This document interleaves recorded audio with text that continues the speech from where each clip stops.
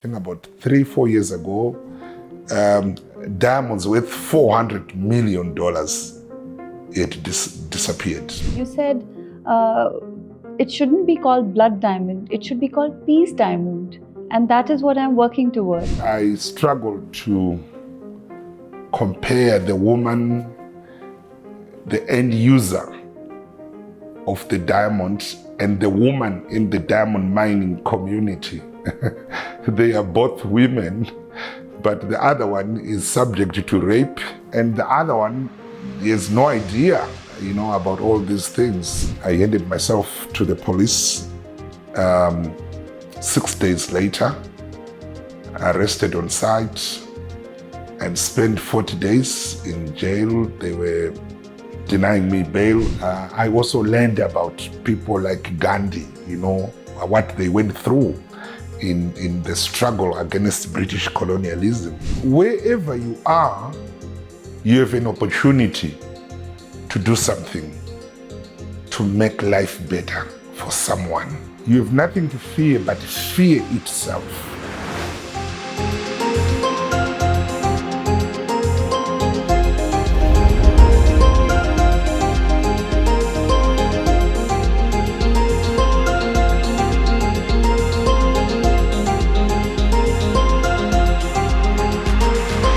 Have you watched the movie Blood Diamond? It's a captivating portrayal of the human rights violations linked to the diamond trade. But have you ever wondered who are the real activists fighting against these injustices? Today, I'm excited to introduce you to Mr. Farai Maguwu, who has bravely exposed human rights abuses and illegal diamond trading, even facing 40 days in prison for his efforts in 2011. That same year, he was honored with the Alison Des Forges Award from Human Rights Watch for his remarkable activism. Mr. Maguwu is the founding director of the Center for Natural Resource Governance, a key organization fighting for fair management of Zimbabwe's natural resources. He has also received recognition from Rappaport for defending artisanal miners in Zimbabwe's Marange region. As a PhD candidate at the University of KwaZulu-Natal and with multiple advanced degrees in peace and conflict studies, he brings a wealth of knowledge and experience to the conversation on conflict diamonds and sustainable practices. Please join me in welcoming a true champion of justice, Mr. Farai Maguwu. Namaste, Mr. Maguwu. Welcome to Happy Alien Life. Thank you so much, Aavriti, for having me on your show. So let's begin from the beginning. Where were you born? I was born in the eastern part of Zimbabwe, a district called Mutasa, in a village called Dikadzere. It's a rural community, about 51 years ago. So can you take us through the journey of, your education to activism? How did you get into it?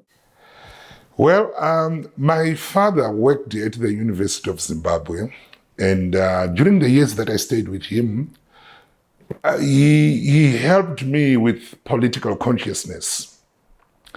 From the discussions he had with the students at the University of Zimbabwe, and he was also very interested in student activism. And from that early age, I think something rubbed off to me in terms of student activism. And when I looked at my father, he was an elderly guy, but the way he adored these young people, it taught me that young people have got a role to play in society, in promoting democracy and governance. And finally, when I went to the university years later, at Africa University, the consciousness was in me. I knew that I was not just there to study, but also to be part of a resistance movement. So because I speak in class, in the student union, students began to say, we want you to campaign for the position of the president of the Student Representative Council. And when I barely finished my first year, the calls were growing louder. So when I started my second year, I contested and I won. You didn't have a political background, and you still managed to win the student election. How challenging was it? It was very challenging, to be honest. Like you rightly said, I did not come from a political background. Also, I did not have the financial resources. At the university, for you to campaign, you need money. You need to print posters.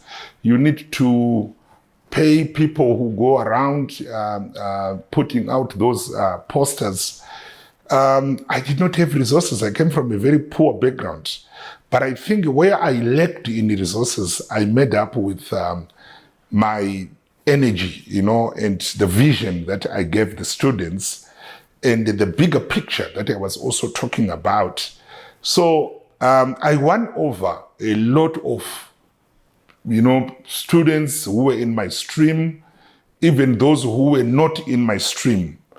When they listened to me speaking, they connected with the things that I was talking about, both at the institution where we were studying, where fees were skyrocketing beyond the reach of many. And for me, coming from a very poor background, I felt like my career is being threatened, because we can't, even if we sell all the chickens and the goats we had, we were not going to be able to pay those fees. So when I was making noise about the right to education, a lot of students felt that you are the man, and that's how I managed to overcome the shortages of resources, the lack of experience. I think people got the message and the cause that I stood for. You are also highly educated. You have so many degrees in peace and conflict studies. You are pursuing your PhD at the moment, writing your thesis. Can you tell us what is your thesis about? My thesis is about global governance mechanisms and local values, a critique of the implementation of the Kimberley process in Marange, Zimbabwe. For people who don't know about the Kimberley process, right? I mean, in Zimbabwe, people know about it. In South Africa, people know about it. But perhaps maybe in this part of the world, people might not know about the Kimberley process. Can you tell us a little bit about that? Okay. The Kimberley process was formed in 2003. It is a UN-backed global governance body mandated to drive out the conflict diamonds from global markets. It was formed against the background of civil wars in Central and West Africa that were partly financed through the trade in rough diamonds. Hundreds of thousands of people were killed in Angola, Sierra Leone, Liberia, throughout the 90s decades. Millions of people were displaced. Children were conscripted into militias. A lot of women were raped.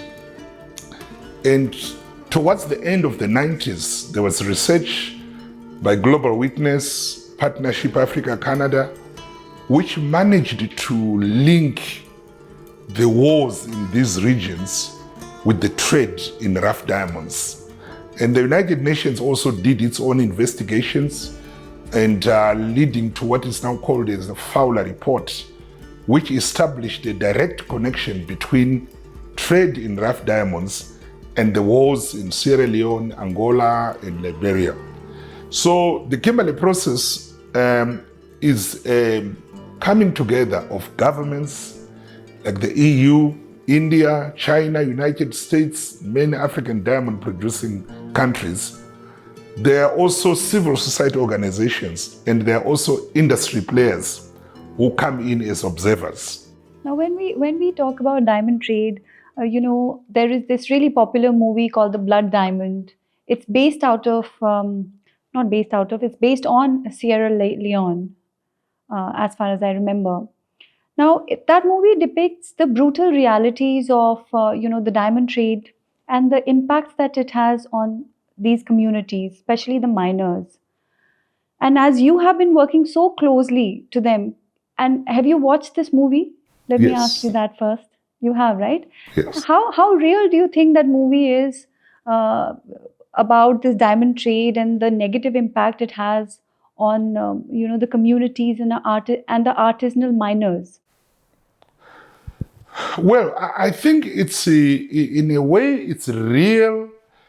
It shows the conflict dimension of blood diamonds, especially the way it shows how, like, child soldiers, the brutality, the killings, and the like. But it also does not really give a good picture about the illicit trade, the fact that these diamonds are produced in Africa, but they are not consumed in Africa. They are consumed elsewhere.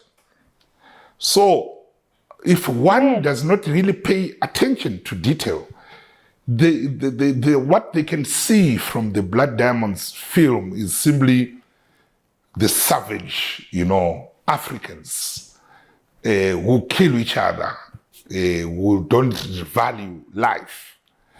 But the fact of the matter is that these are just the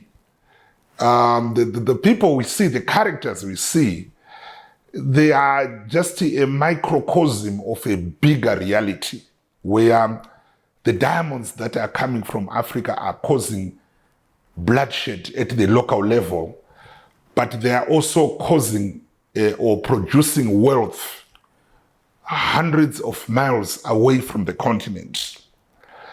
I think the next phase of this whole thing is to expose the players down the road who are making millions of dollars. When you look at the diamond value chain, you realize that diamond producing nations, they collectively, they earn about $8 to $12 billion annually. But the countries that cut and polish, the countries that do retailing of diamonds, they earn more than $72 billion. So there is need to connect that $72 billion to the realities of the conflicts, the wars, the bloodshed that you see in that film. And I think a lot of characters are left out who must be part of that film. As you said that even though you guys mine diamonds and you have the diamonds in Zimbabwe, but you don't consume the diamonds. So where do you send it to? You export it, right? Yes. To which country? The diamonds are exported with the Kimberley process certificates as conflict-free. Some of them are smuggled without the KP certificates. But we earn very little from those diamonds because we sell them in the rough. The countries that start making money are those which start to cut and polish, and those which manufacture the jewellery, and those which retail. But for us who suffer like the environmental impacts of diamond mining, the social impacts of diamond mining, and there's also another factor.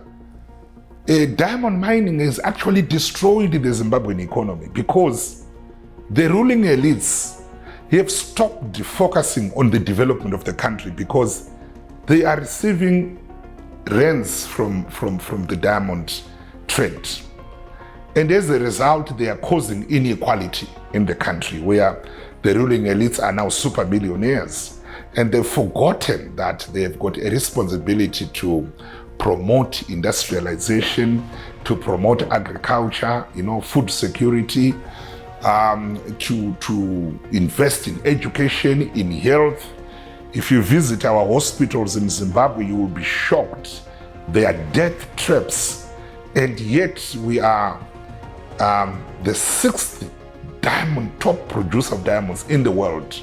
So the diamonds that we're producing, about 7 million carats annually, they mean nothing to the Zimbabwean people. But further down the road, that's where the profits are being made. If Zimbabwe is not consuming these diamonds, they are getting exported. Where is it getting exported? Which countries? There are a number of countries which are receiving these diamonds. Number one destination is Dubai.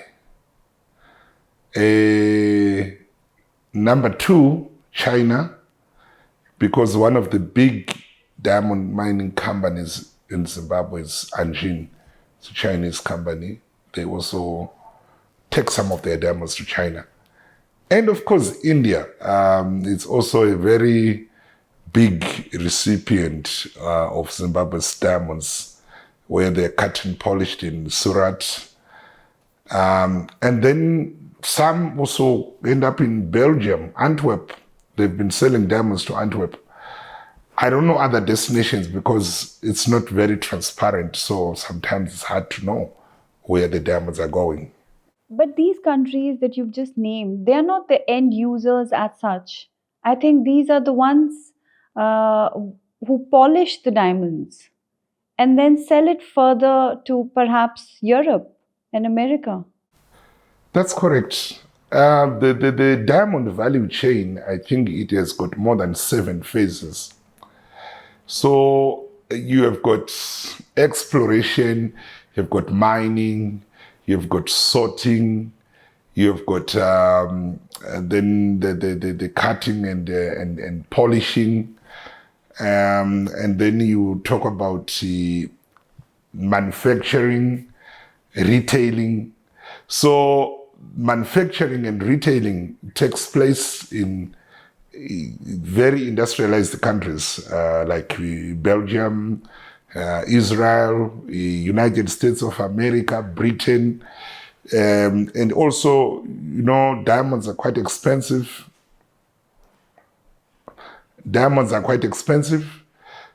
So you are looking at high-income countries. That's the ones where the diamonds end up in. So they travel thousands of miles, from the point of mining to the final consumer. Yeah, the end user. So there has been an increase in consumption of diamonds. Yeah. I think it's about marketing. De Beers did a very strong campaign about diamonds. Diamonds are forever. Diamonds are the woman's best friend. And I struggle to compare the woman, the end user of the diamond, and the woman in the diamond mining community. They are both women, but the other one is subject to rape, to losing their land, to being assaulted. And the other one, he has no idea, about all these things. Diamonds are a symbol of love to them. So it's all about perceptions that have been built about diamonds. But if you really want to look at it carefully, these diamonds do not have the value which we are made to believe they have. It's all about a perception and a strong marketing campaign that was done, which has placed this value on diamonds. I remember you used a very interesting term. You said it shouldn't be called blood diamond, it should be called peace diamond. And that is what I'm working towards. Yes. That is the point. The diamonds should not be bloody. They should not, no one should lose their lives because diamonds are being extracted in their communities. Diamonds can contribute to development. They can contribute to hospitals and give people a fair chance to live. Diamonds can be used to build good infrastructure. You visit Dubai, you see there are wonders they are doing there in terms of infrastructure development, health, education, industrialization, and all those things. I'm not saying it's only diamonds, but they play a very big role. Annually, Dubai is raising about 6 billion US dollars.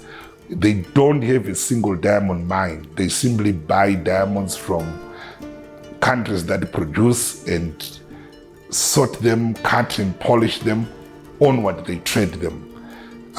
So that shows you that if we make the right decisions, diamonds can be peace diamonds and not always associated with human blood. Now, talking about Zimbabwe, it is such a rich country in terms of, it's got natural resources. It has about 40 minerals, including lithium, beautiful landscape, lots of wildlife. And when you look at it like this, Zimbabwe should have been a very rich country economically.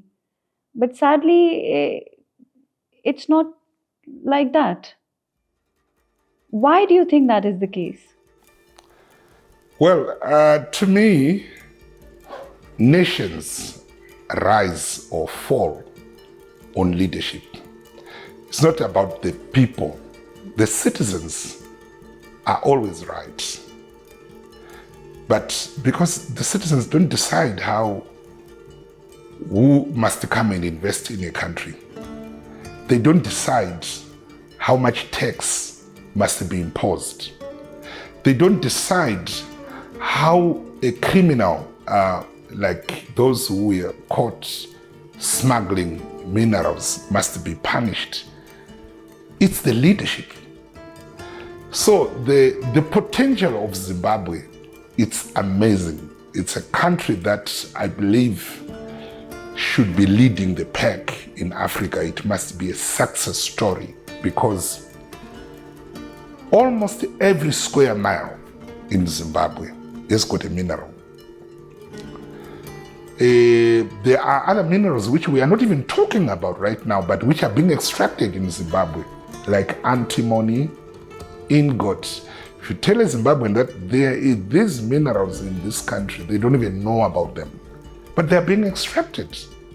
And the reason why they're not talked about is because some people have identified an opportunity and they are smuggling those minerals. And then you talk about lithium. Recently, Zimbabwe was declared to be the #1 top producer of lithium and #6 in the world. But if you go to the communities where the lithium is being extracted, there is a mini civil war where the government will be saying the people must be moved away. There is ecological degradation, unequal ecological exchange between those countries which are taking this lithium and Zimbabwe.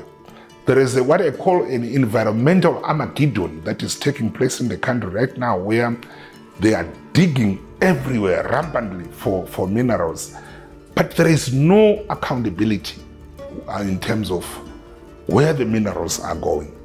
So we are the smuggler's paradise, where anybody can come to Zimbabwe and take a mineral, pay some bribes. Our borders are porous. Our customs, they have resilience. They've arrested some people. But in the end, when you look at law enforcement, the judiciary, how they have handled clear cases of organized crime and smuggling of minerals, which undermine the economic interest of Zimbabwe, those people, they go scot-free when they get into the courts of law. So the question is, how can we build world-class highways, great hospitals, finance our education, finance our agriculture, when the natural resources that we have are flying in all directions with tiny drops of revenue getting into the treasury. That is the tragedy of Zimbabwe. Some they call it the resource curse. Others call it the paradox of plenty. It's a country that's blessed with everything that you can think about, but the decisions that are being made by those in power, I think, are what is the undoing of Zimbabwe. Which is very sad. So, what is the answer? How can we do it? How is it possible? It is very possible to turn around the situation. I don't want to be a prisoner of hopelessness. The reason why we are doing the work that we are doing is because we see hope in the future of the country. So it is important that, number one, there is a conversation among the Zimbabwean people, because a significant number of the people, citizens, they don't know what's going on. There are also those who are beginning to awaken to say, wow, there is massive looting that is taking place here, thanks to civil society, journalists, foreign media as well. They've also been helping, like the Al Jazeera. They did the gold mafia expose. So there is a need for civic education, awareness raising, that organized crime is rife in the country. There is need for a critical mass, more and more people who reject this extractivism and organized crime, and who call out the leadership that the direction in which the country is going is wrong. And there is need to build a consensus as a people and a bigger picture of how things can be in Zimbabwe if every ounce of gold, if every carat of diamond, if every ounce of chrome, platinum is properly accounted for. Our civil servants, our security forces, they also need to know that good governance of these natural resources means an increase in their earnings. It means their welfare is going to improve. It means they're going to drive in good roads going home. It means they're going to have safe water. So when people understand that the looting of these resources is leading to these medieval diseases which are condemning people to early deaths, I think we are going to see more and more Zimbabweans saying, stop the looting and let's build a great and prosperous nation. And it's doable. You said that the condition of the country is predominantly due to the leadership. But isn't Zimbabwe a democracy? Didn't the people elect the leader? Well, that's an interesting question. We do have elections religiously every 5 years, but our elections are held in a very difficult atmosphere. And I can tell you that a lot of Zimbabweans are actually afraid of elections, because when Zimbabwe is going to have an election, say 3 years from now, the nation comes to a standstill almost 2 years earlier, because the campaigning in Zimbabwe is different from campaigning in India, where people just go, they call for a rally, they go and hear whatever ideas, The situation in Zimbabwe is a bit complicated in that we are also a young democracy that is a country that is still trying to define its path following the liberation struggle, which ended in 1979. So our elections have been extremely difficult. As a result, I can't really say citizens have had a chance to elect a government that reflects their will. So elections in Zimbabwe, we do elections, but in very difficult circumstances that some people may even run away from the country and come back after the elections. You had been detained for 40 days. Can you tell us about that experience? Yeah, in a way, it was always coming. The moment I started speaking about the human rights abuses in Marange, there was surveillance around me. There were some insults and inflammatory language that was used against me in the state media. So when I got arrested, I had met a Kimberley Process representative, a South African national, who was the first chair of the Kimberley Process in Mutare.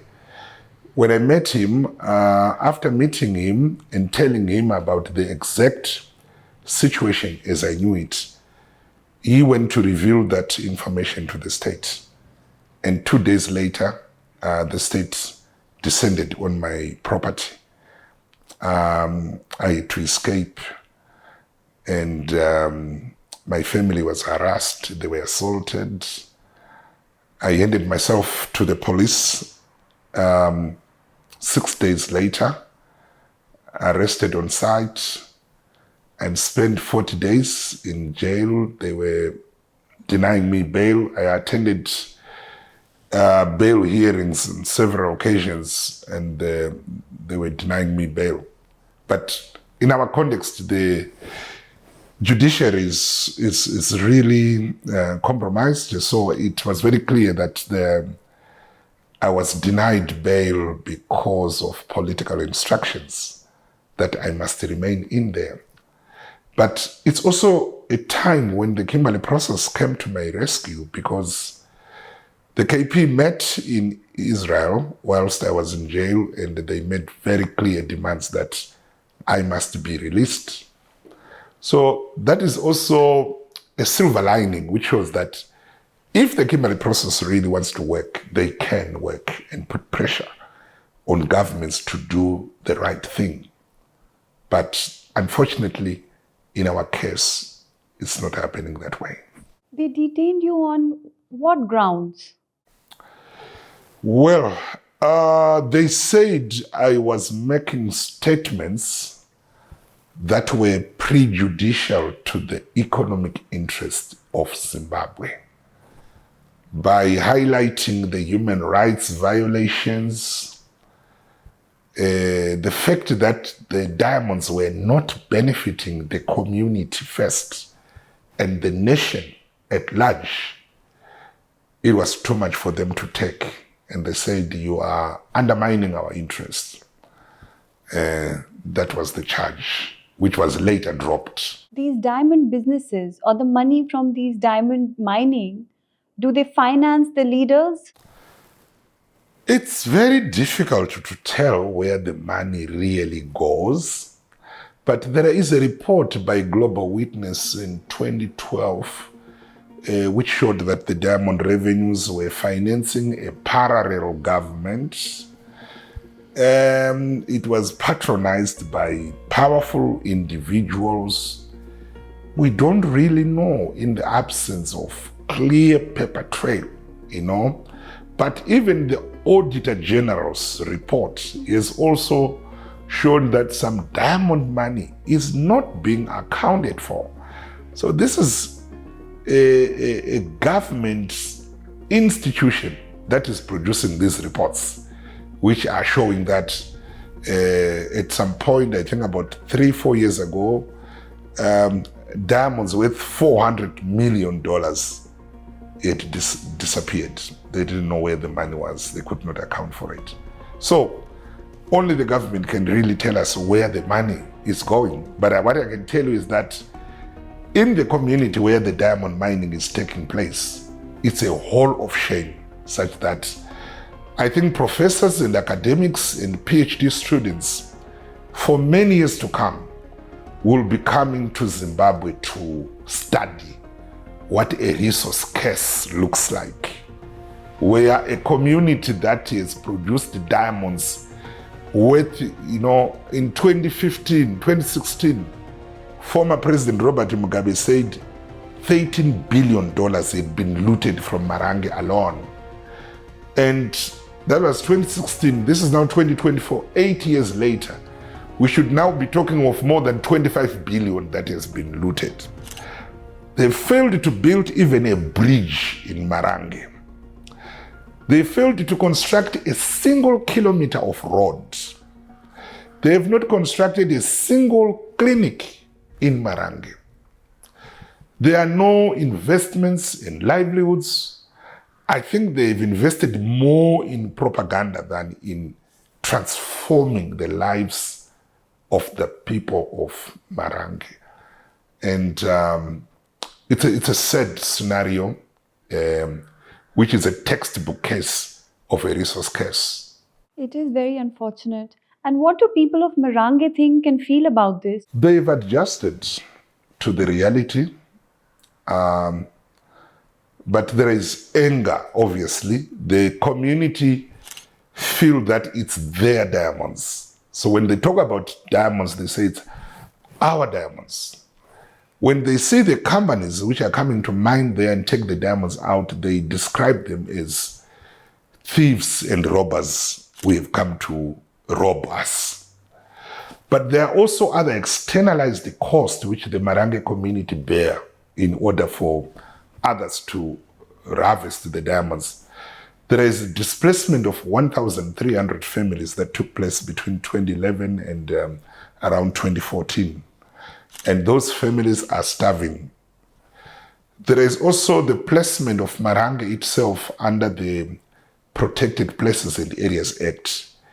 It is that law that was used to deploy the army and the police to go and live in the community there. And when the security forces are living in a village, they don't bring their wives there. So there is also allegations of sexual harassment, sexual abuses against the local people. The local values of the community have been undermined significantly because of the placement of Marange under Protected Places in the Areas Act.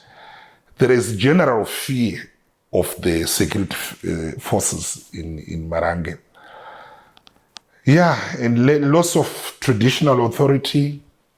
Some of the traditional leaders were relocated and they lost their traditional power. They are now living side by side with their former subjects, and now they are just equals, no more traditional authorities, normal customary activities they used to perform in Marange. So a lot of things, a lot of harm has been brought upon this community. You work closely with these communities and you do so much for the upliftment of these communities. I'm sure you must have also experienced some very dangerous situations.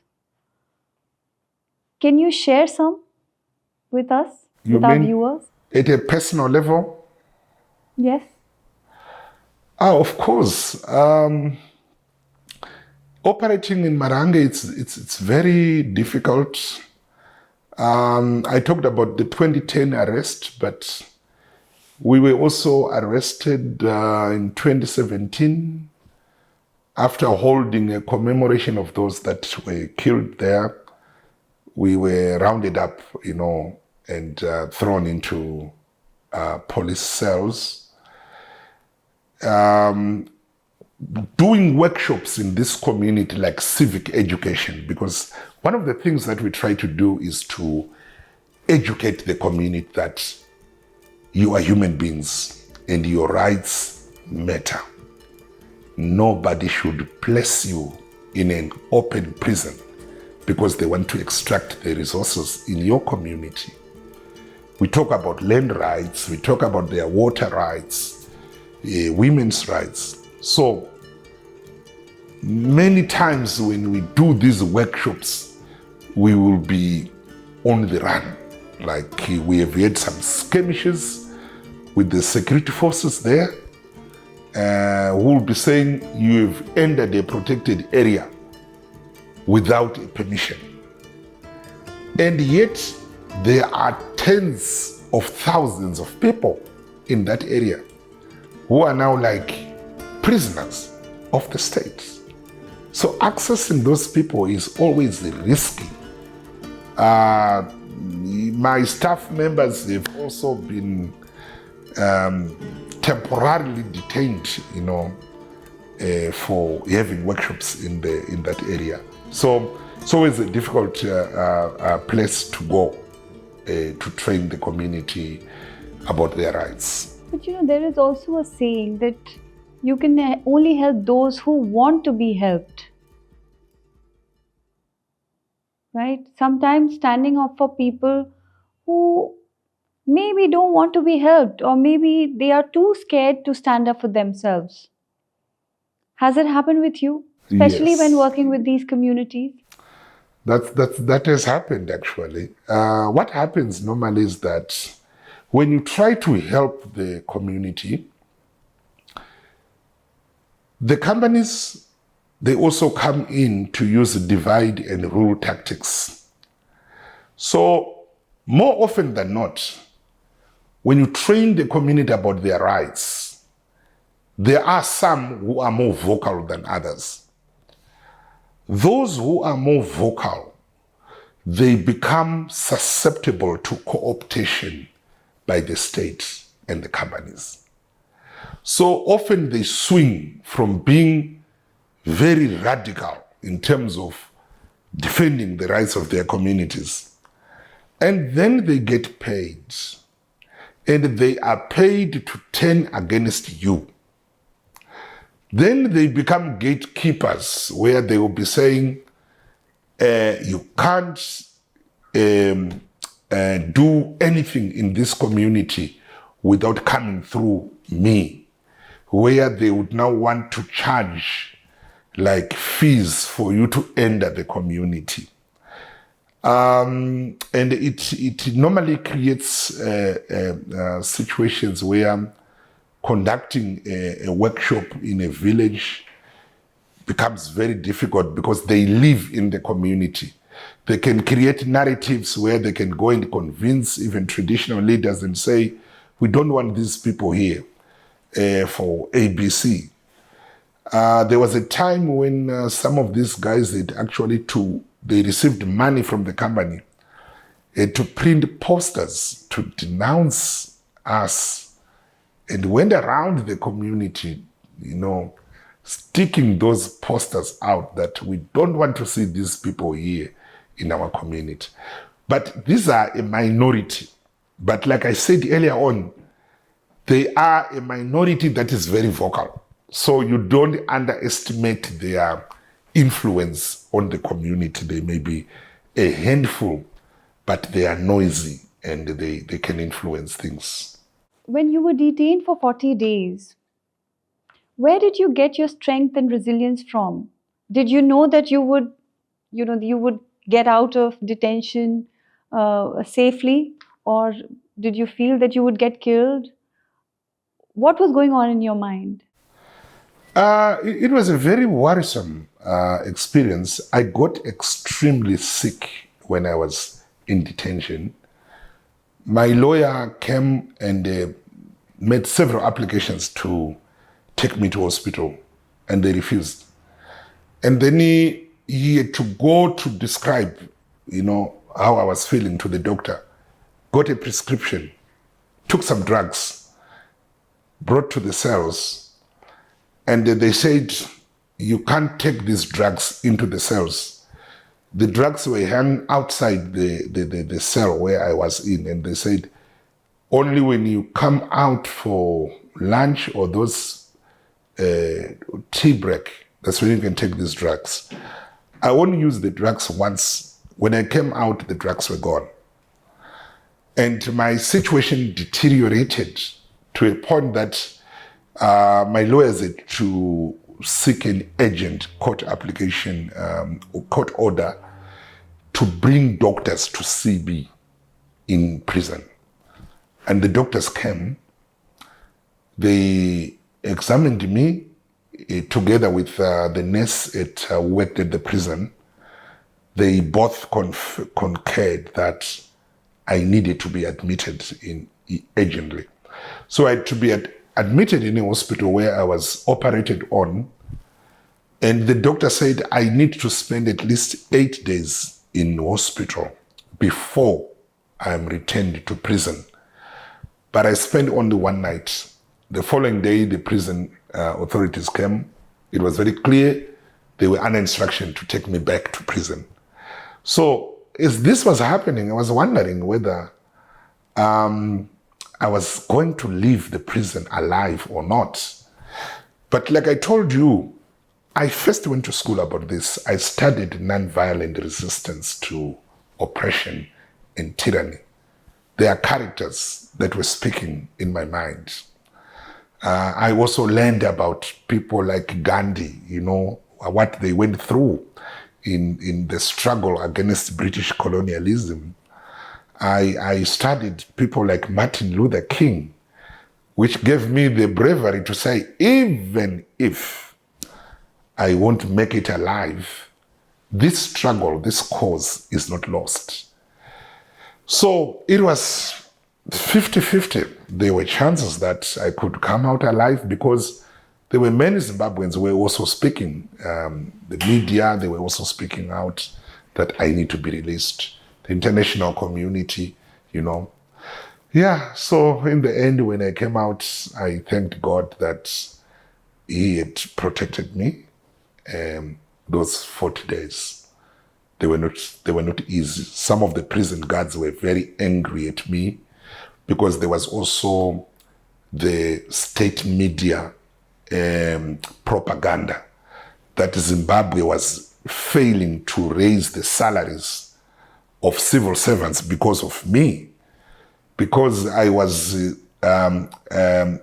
causing the KP not to allow Zimbabwe to sell diamonds. So I was under the watch of angry people who felt like I was undermining their economic interest as well. They must have called you anti-national as well. Yes. That one was very loud and clear that this is a Western-sponsored anti-Zimbabwe activist. So that tag, once they put it on you, oh my goodness, they've opened the floodgates. When you came back from the detention after 40 days, and there are people who call you anti-national, right? Do you think there was a certain public perception about you? Yeah, initially there was a little bit of that public perception because, remember, I was arrested in 2010. The diamonds had been discovered in 2006. Commercial mining had started only in 2009. So I was arrested only a year after formal companies had started operating. So many Zimbabweans were still believing in the state narrative that once Zimbabwe diamonds are cleared for export, they are going to see an economic miracle. So there are many Zimbabweans who were genuinely angry that I was disrupting progress. But later on, they started coming to me and say, we are so sorry. We thought you were wrong. Now we understand. There's a saying in Zimbabwe. It is in vernacular, but if I translate it in English, it means puppies don't open their eyes at the same time. So Zimbabweans started saying, you were early off the blocks to see that this is organized crime and there's nothing good that is coming out of this diamond mining. So fast forward to 2024, even former cabinet ministers have come to say, thank you, you were right in your critique of what we were doing when we were in government. And what does the younger generation think about this, especially with the onset of globalization, modernization, and especially the internet? How does the younger generation feel about this, and especially about the future of Zimbabwe? I think there is anger among the young generation. They are very, very angry. You can see it in their social media, activities. There is that realization that their future is being stolen. And there is that demand, they are demanding their future back. They are demanding participation. They are demanding inclusion. They are demanding reforms. But there has been a lot of migration from Zimbabwe to the neighboring countries of the younger generation as well. Certainly, the young people are actually topping the list of those who are, we call it voting with their legs. Some of them are giving up on the situation because they don't see opportunities in the country, especially young graduates who have just left the university. They are leaving the country in big numbers to try to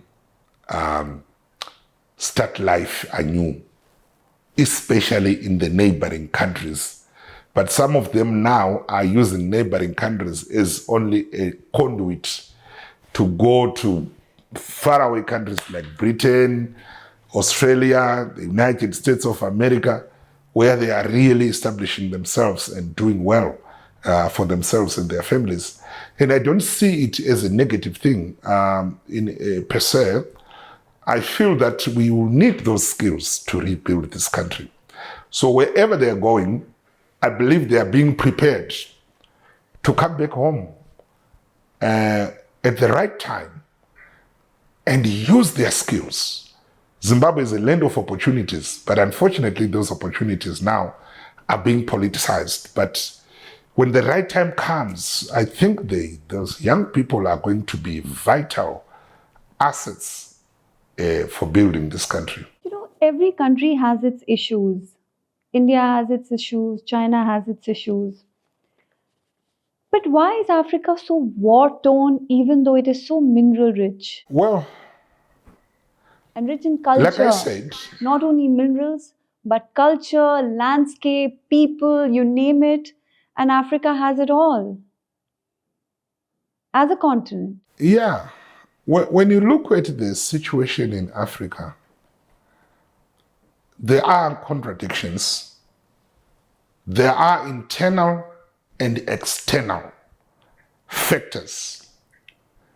When you look at global capitalism, it's a project that has been going on for more than 500 years.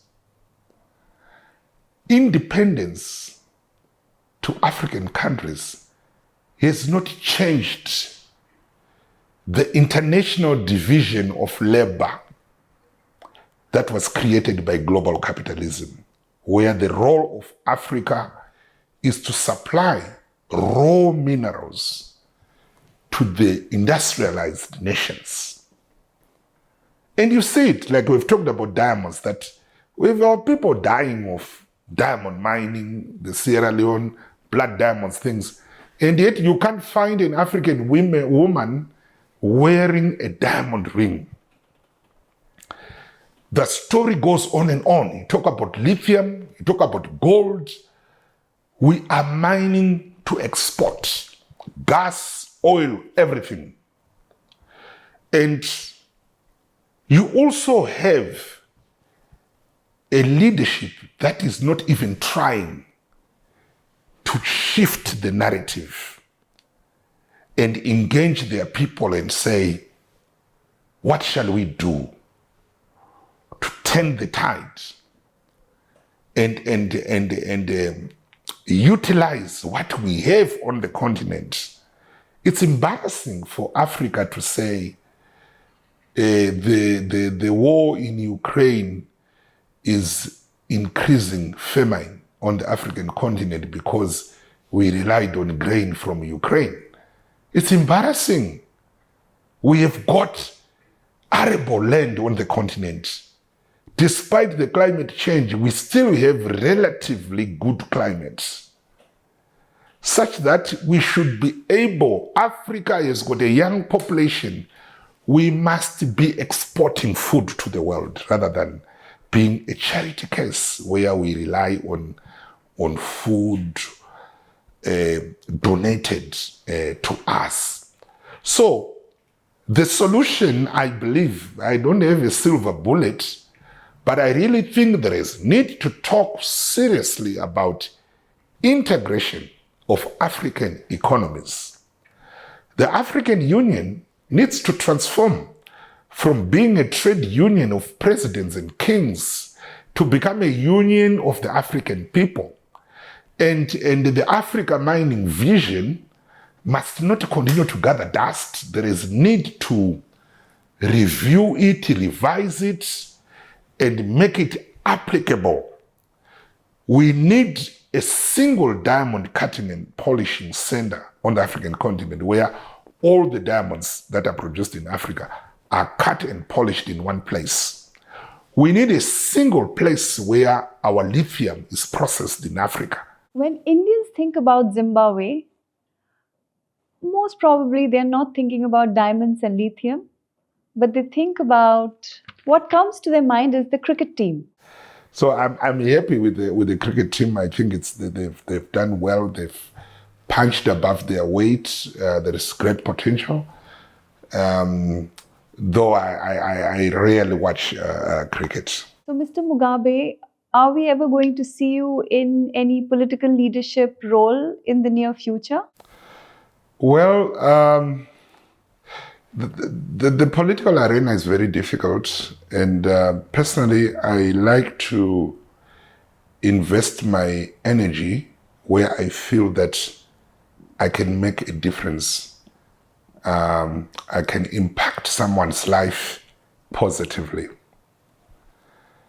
Should that time come where the people themselves feel that in a little way I can contribute, to the politics of the day, well, I'll be there to take up that. But at the moment, it's not really preoccupying my mind. I feel that the work that I'm doing in terms of defending the rights of communities affected by extractive industries, we have saved many people from death itself. We have saved many families from displacement.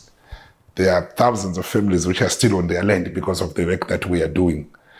So for now, my focus really is on what we are doing. Should there be some vacancy somewhere in the political arena in the future, well, we'll cross the bridge when we get there. And how can, the common man contribute in fighting against illicit trade of diamonds and human rights violations, especially when it comes to the diamond trade? How can a common man contribute in fighting illicit trade, diamond trade? I think the first thing is to have a worldview that things can be different, and that what we do as individuals, when connected as a whole, can make a huge difference. So if each person say, what can I do to make a difference? And we have more and more people doing this in various disciplines and spaces in life. I think our world will be much safer and with happier people.